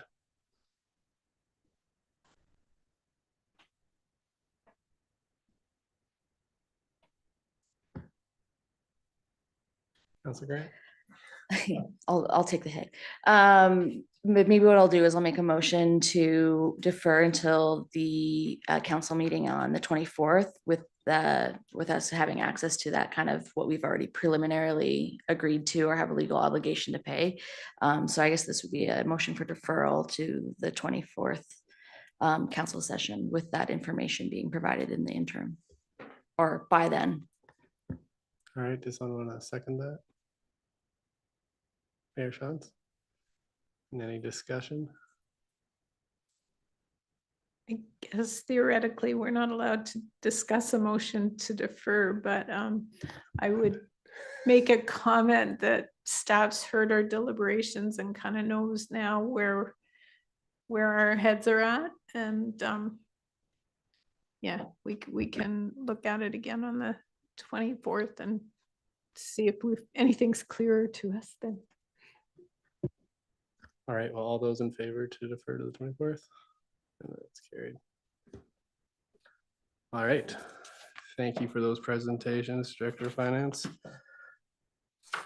And now we're moving on to other business. Do any members of council wish to give a report or any updates from the township or regional council? All right, seeing none, do we have, or does anyone want to talk about discussion from the outstanding activity list? Seeing none, we have no notice of motions. So that'll take us to our adjournment. Council was not able to finish all the items for our closed session. So we will pass a resolution to enter back into close and we'll adjourn immediately after. Before we make that motion, council would like to thank all who participated, attended, or tuned in to the committee of the whole meeting, and we wish you a good night. The resolution is as follows: that the council of the township of Woolwich reconvenes in closed session on Tuesday, September 10th, 2024, in accordance with section 239 of the Municipal Act for the purposes of considering the following: personal matters about an identifiable individual, including municipal or local board employees, and for the purpose of educating or training the members for staffing matters. Does someone want to move this? Councilor Grant, seconded by Councilor Cadeau. All those in favor? And that's carried. Meet, can you please stop the live stream now and place us into a breakout room?